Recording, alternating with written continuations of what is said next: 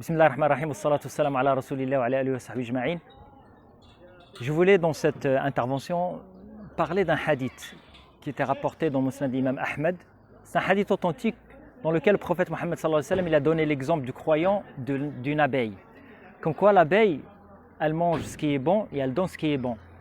Et quand elle se pose sur quelque chose, elle n'endommage pas l'objet sur lequel elle se pose. Cette comparaison entre le croyant et l'abeille, elle est magnifique. Ça montre l'importance de croyants dans la vie des humains. Le croyant, c'est quelqu'un qui cherche que le bien, que le bon, et quelqu'un qui apporte que le bien aussi dans son entourage. Et c'est quelqu'un, si on le compare à l'abeille, on va voir que le système des abeilles, il est magnifique. C'est un monde magnifique.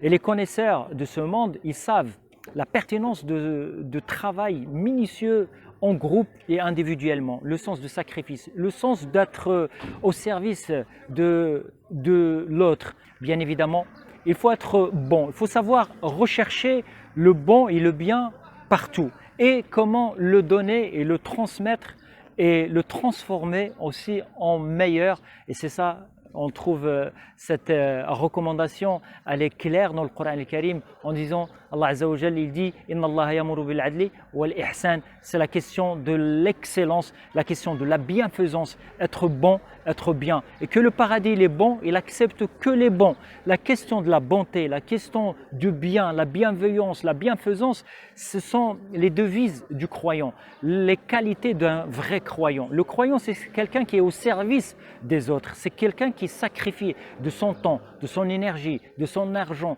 de son intelligence, de son savoir-faire. Il est au service, il essaie d'apporter la joie, le bonheur dans son environnement et son entourage. Par contre, le croyant, il a en fait ses capacités qui sont limitées.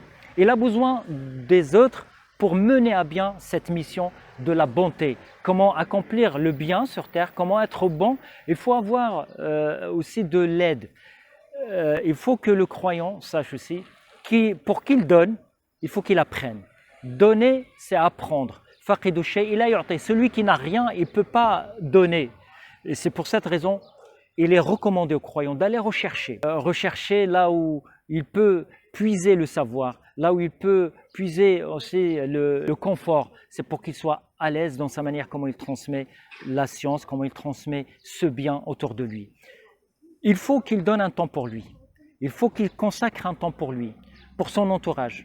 Les gens qui sont engagés dans le domaine de la da'wah, dans le domaine du bien, de propager le bien, de faire du bien, c'est des gens qui ont besoin d'un temps pour eux aussi. Il faut avoir un temps pour soi-même, d'apprendre, pour donner. Il faut se reposer pour remonter et pour aller travailler, il faut se reposer. Et je pense que aussi un élément très important, c'est qu'il peut aider le croyant à avoir les forces pour mener à bien cette mission, c'est qu'il a besoin des autres. Le fait de donner, ça va permettre aux croyants de faire connaissance avec des gens qui partagent les mêmes missions avec lui. Donc il va avoir affaire à des gens qui vont être sur le même terrain que lui. Donc il va avoir le sens de complémentarité, le sens d'entraide. On a besoin d'entraide, on a besoin de l'implication de tout le monde.